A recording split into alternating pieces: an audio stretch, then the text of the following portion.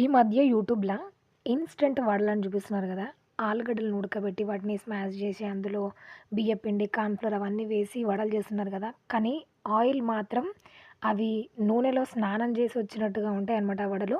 అసలు హెల్త్‌కి ఏమాత్రం మంచిది కాదు. ఒకసారి ఇట్లా ట్రై చేయండి. నిజం చెప్పాలంటే అసలు ఆయిల్ ఏమాత్రం పీల్చుకోదు. టేస్ట్ కూడా చాలా బావుంటదనమాట.